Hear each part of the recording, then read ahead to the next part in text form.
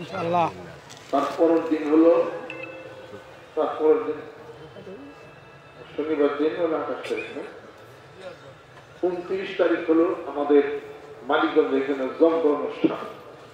যজ্ঞানুষ্ঠান বুঝেন, হিন্দুদের 7 প্রহর যজ্ঞানুষ্ঠান হবে। ওনারা আমাদের কাছে আসছিলেন, আমাকে আবার ওই যজ্ঞানুষ্ঠানে নিমন্ত্রণ দিচ্ছে, বুঝছেন না? দিতে মানে সম্মান করে, বুঝলেন না? এলাকায় দিতে আমাকে সম্মান করে, আমাকে সম্মান করে, আমার ছাত্র ওনাদের একটা হিন্দু সমাজের একটা অনুষ্ঠান সম্মান করে আসতে দিচ্ছে, এটা ভালো। সম্প্রীতি থাকুক নাকি বল, মারামারি বাজালে ভালো হয় কেন? একটু আমি হলো সম্প্রীতির পক্ষে। কোন কারণে যদি মানিকগঞ্জে হিন্দু সম্প্রদায়ের কোন সমর্থন যদি হয়, তাহলে পরে সর্বপ্রথম আমি তাদের সহযোগিতা আগে যাব।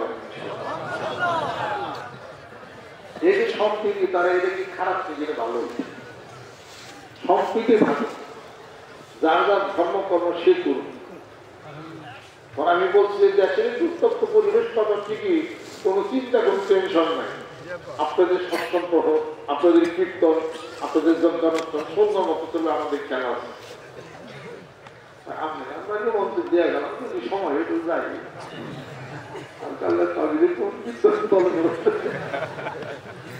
যাই আর কি ভালো আছে, বন ভালো।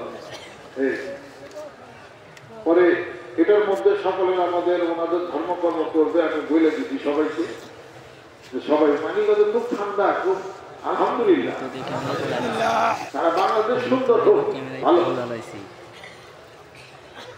বাংলাদেশ এবং ভারত সহকারে এক হওয়া দরকার, যাদের আলাপ আলোচনার কথায় উত্তপ্ত পরিবেশ সৃষ্টি হচ্ছে তাদেরকে কাণ্ড করে বসে দেবে। ভারতের কিছু মিডিয়া আছে, এক মিডিয়ারে দেখবা এই মাত্র ব্রেকিং নিউজ এসে গেছে, নাম আর কইলাম না, ওর কাছে খালি ব্রেকিং নিউজ আসে। হ্যাঁ, কি একটা ক্যাম্পাস শুরু করে দেয় ভারত সরকার, বলেছে আমাদের মধ্যে একটা কাজে ঝগড়া লাগে। পরে ভারতের হিন্দু সম্প্রদায় তারা তো মুসলমানদের সপক্ষে কথা বলতেছে, তারাও বিরক্ত হয়ে গেছে, আমরাও বিরক্ত। কি পয়সা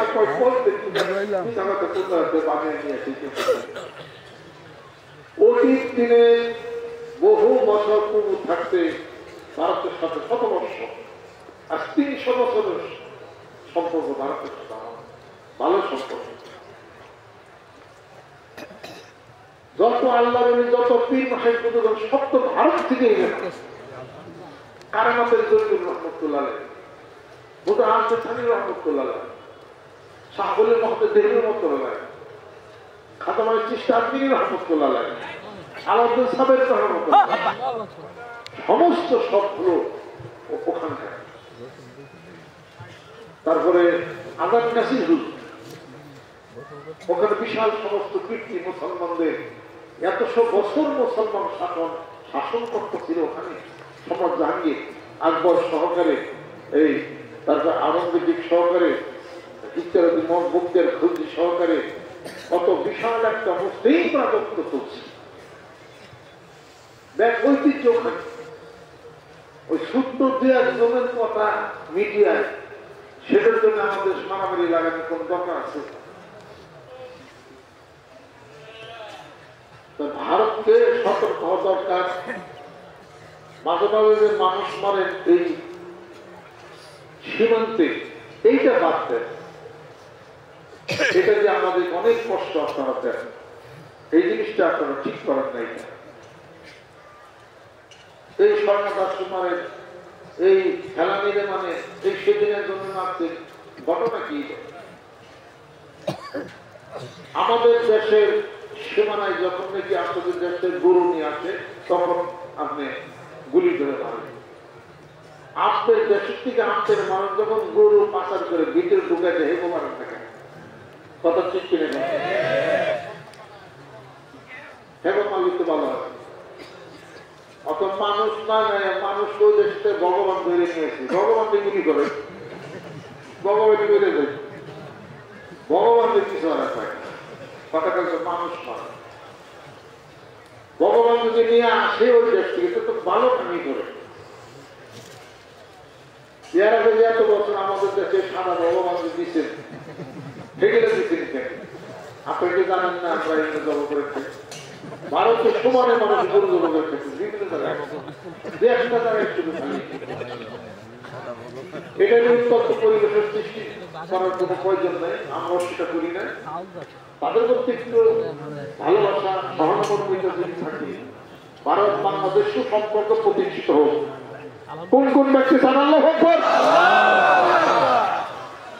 হাত সমান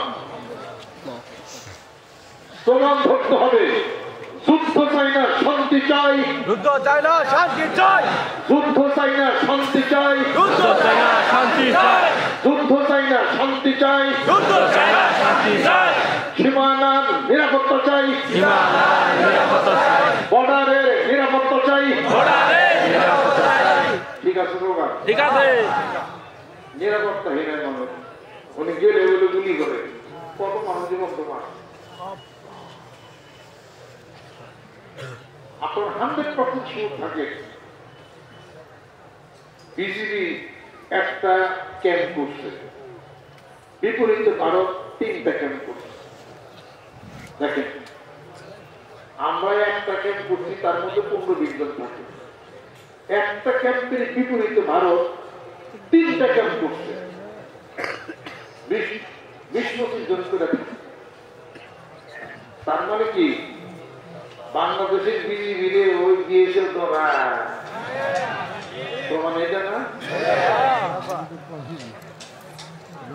পুরো মতো গুলি করে মানুষ পায় কোন আইন আছে আন্তর্জাতিক কোন আইন আছে কেউ ভুল মিলে মানুষ গুলি করে মানে আপনার দেশের থেকে আসে তাকে দেখ প্রমাণ নেই কোন ধরনের বিচার হয় আমার কি মানুষ মনে করেন না বাংলাদেশের প্রথম মনে করে শ্রোতায় কম করার যে মনে করে এই মন মানসিকতা ভালো করে ভালো হয়ে যাবে বাঙালিরা আপনাদেরকে সম্মান করতে শ্রদ্ধা করি আপনারা সম্মান শ্রদ্ধা করবেন কিন্তু আমাকে পাওয়া যায় তার রাখতে চান কেন ঘটনাটা কি আমি আপনাদের ক্ষেত্রে কাজ করতে চাই বাংলাদেশ চীন জাপান আমেরিকা পাকিস্তান ভারত তার কোন আধিপত্য বিস্তার বাংলাদেশ কখন মেনে নেবে না বাংলাদেশ পুরো দেশের পরম রাজ্য হয়ে থাকবে না এটা মনে রেখে বাংলাদেশ স্বাধীন হয়েছে সকল কাজে স্বাধীনতার নাম হলো স্বাধীনতা সকল কাজে স্বাধীন হওয়ার নাম হলো মুক্তিযুদ্ধ মুক্তিযুদ্ধ অর্থ কি মুক্তিযুদ্ধ অর্থ বুঝে মুক্তিযুদ্ধ অর্থ কি বাংলাদেশ যাহা কিছু অবমুক্ত তার থেকে মুক্তি হওয়ার নাম হল মুক্তিযুদ্ধ এদেশের ভাষা ভাষা করেছিল উর্দু ভাষা সরকারি ভাষা আমরা মার কাটতে বইলে গেল বাংলা ভাষার মুক্তি হয়েছে ভাষা আন্দোলন হইতে বাংলা ভাষায় এদেশ পাকিস্তান ছিল এদেশ স্বাধীন হয়েছে মুক্তি হয়েছে হয়েছে কিনা জগত বাংলাদেশ আরো তো করতলগত আছে এদেশের ন্যায্য পানির হিংসা পায় নাই ওই পানির হিংসা আনন্দ আরেকটা মুক্তিযুদ্ধ হতে পারে এদেশের বর্ডারে অকাতরে মানুষগুলি করে মারা হয় বর্ডার উদ্ধার করতে হবে আরেকটা মুক্তিযুদ্ধ হতে পারে এদেশে আধিপত্য বিস্তার রোধ করতে হবে আরেকটা মুক্তিযুদ্ধ হতে পারে অন্য দেশে অপসংস্কৃতি দেশের মধ্যে ঢুকে দেওয়ার পায়তারা করা হচ্ছে আরেকটা মুক্তিযুদ্ধ হতে পারে মুক্তিযুদ্ধ কি শেষ হয়ে গেছে মুক্তিযুদ্ধ হয়েছে ৭১ চেতনা বাকি আছে বদরের যুদ্ধ হয়েছে ১৫০ বছর আগে বদরের যুদ্ধের চেতনা ও হলো বাকি এরা বুঝতে হবে এটা বাঙালিকে মানিকগঞ্জ দরবার কোন দলের কথা বলে না বাংলাদেশের কথা বলে বাংলাদেশের কথা বলে দেশের মানুষের কথা বলে প্রতিবেশী দেশের সাথে সুসম্পর্ক রাখতে আমরা চাই স্লোগান তো দিলাম যুদ্ধ চাই না শান্তি চাই পানির ন্যায্য হিংসা চাই মানুষই মনে করেন আটটা রাত্রিতে বান ছেড়ে দেয়, কথা লক্ষ্য করতে বান ছেড়ে দেয় 10 জেলারে ডুবাইয়া, মানুষ কত মূল্য ডুবিয়ে কত হাহাকার, আমরা প্রায় 3-4 লক্ষ টাকা প্রাণ পাঠিয়ে দিলাম এই লক্ষ্মীপুর নোয়াখালীতে। আমি কল্প দিয়েছি কত মানুষ কত বিক্রি দিচ্ছে।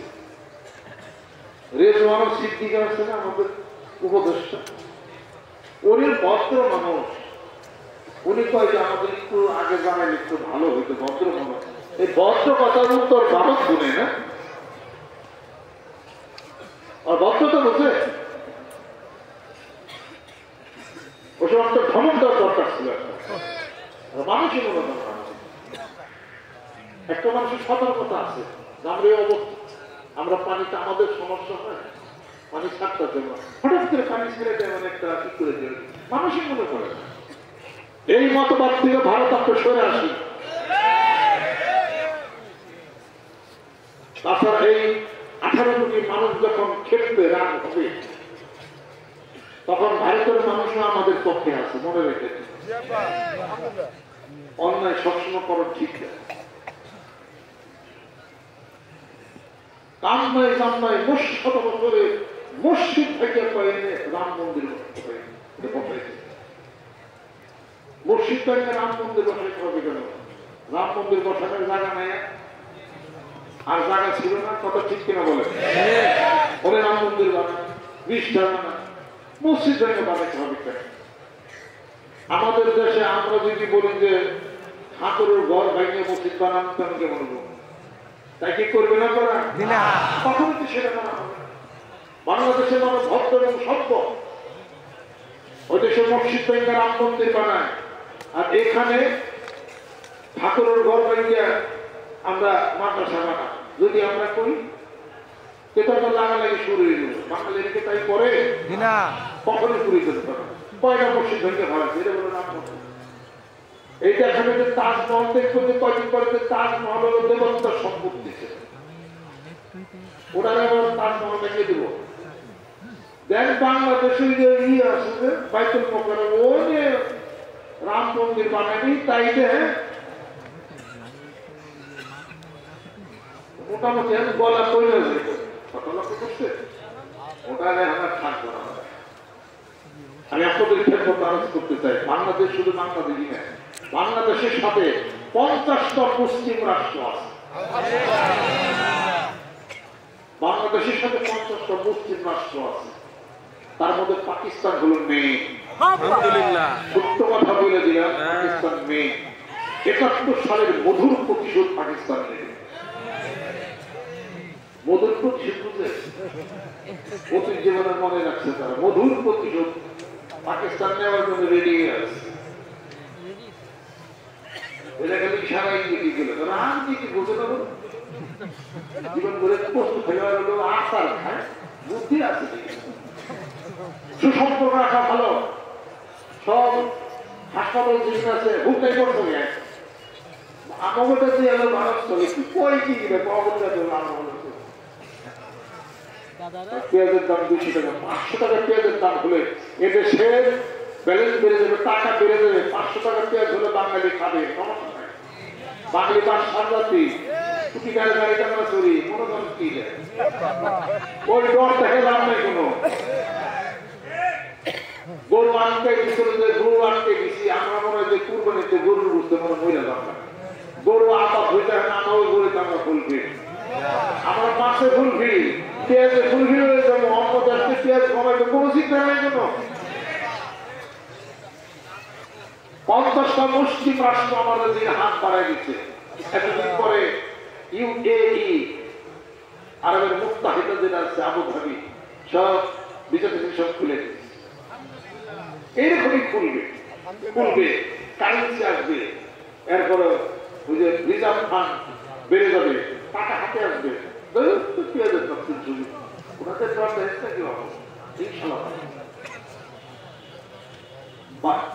আপনার সৌদিতে রসুন আবাদ হয়, মুসলমান শোনেন, সৌদিতে কি রসুন আবাদ হয়, সৌদিতে পেঁয়াজ আবাদ হয়, তাই না, মরিচ আবাদ হয়, তাই না, অটোমেটিক কিছু হয়। তাই বলে পেঁয়াজ আর ওষুধ হয়।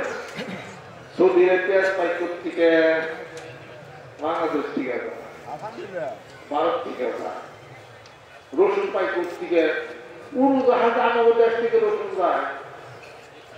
আমার এক তারিখে কাস্টমার খাওয়ালে হজর মতো আমার কাস্টমার কিনে বাংলাদেশি তাহলে কমতে তা আমাদের দেশে সব আছে। কাস্টি মাছ আছে, পুলিশ মাছ আছে, রুই মাছ আছে, যা তাই। মরুভূমির দেশে যদি একটা কিছু থাকতে পারে বাংলাদেশও আসতে পারে। এটা কোনো দেখা হয় না, ঘটনাই না। রাজনার লক্ষ্মী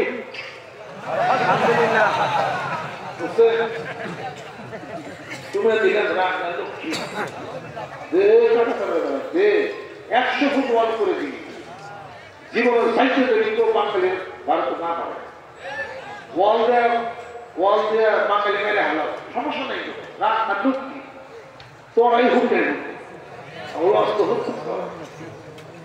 অন্য দেশ থেকে আল্লাহ সব ভরপুর করে দিবে। আমাদের একজন মালিক আছে, আমাদের মালিক ভারত না, আমাদের মালিক সেই আল্লাহ রিজিক দিচ্ছে। আল্লাহ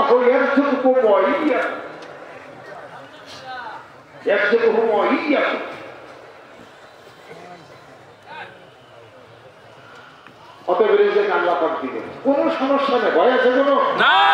ঈমান আছে? যে আল্লাহ খাওয়ান পড়ান ওই আল্লাহ মালিক, ওই আল্লাহ আমার তোমার কি চিকিৎসা বাংলাদেশ চলে যান, থাইল্যান্ড চলে যান, তোমার চিকিৎসার এমন দ্বার উন্মুক্ত হবে। বিদেশিরা ভালো ভালো হাসপাতাল, আন্তর্জাতিক মানের হাসপাতাল তৈরি হবে। যে চিকিৎসা আপনি বাথরুম ঘাটে করতে, ব্যাংকক হাসপাতালে করতে এবং এলিজাবেথ ওখানে যা করতেন, মাউন্ট এলিজাবেথ সিঙ্গাপুরে, ওই ধরনের হিসাবপত্র বাংলাদেশই হবে ইনশাআল্লাহ। একটু অপেক্ষা করে রাজনার লক্ষ্মী আলহামদুলিল্লাহ। আমি যে রাজনীতি শিখালাম এটা মনে রেখে, এটা মনে রেখে কাজ করি, একটু অপেক্ষা করি।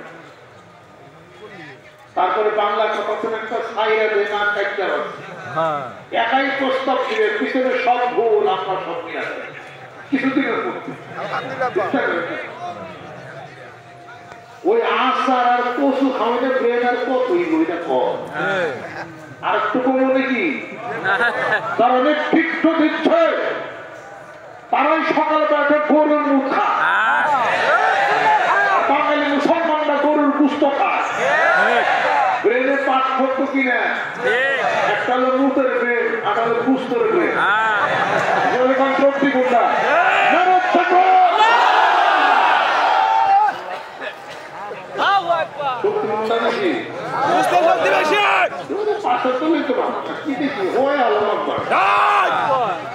লাল গরুর গোস্ত আমার পট পট কথা করো, লাল তলের ভাত খায়, লাল গরুর গোস্ত খায়, সাদা খায়, সকালবেলা দুধ খায়, দুপুর সময় আসলে বাবুয়া আপনি চাপ দিলে আবার আইয়ে বুঝছেন না কোন দেশে এই জাতি কথা বেশি না।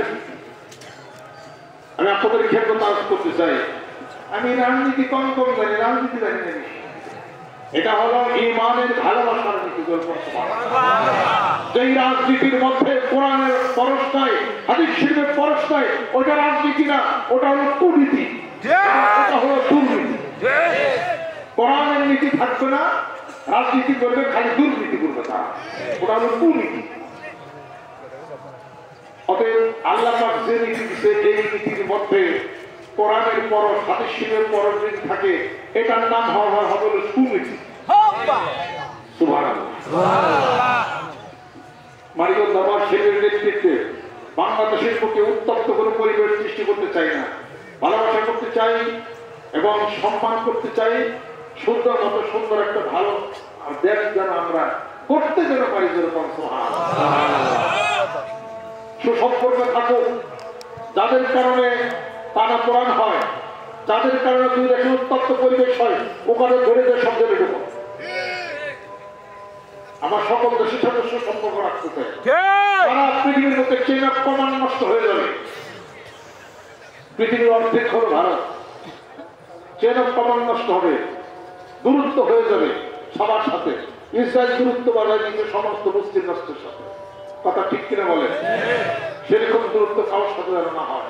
সুন্দর হবে, ভালো হবে। জোরে জোরে বলুন সুবহানাল্লাহ। আল্লাহ পাক আমাদেরকে যেন কবুল করে নেন, রহমত করে দেন, বরকত দেন। জিকির করে লা ইলাহা ইল্লাল্লাহ, লা ইলাহা ইল্লাল্লাহ, লা ইলাহা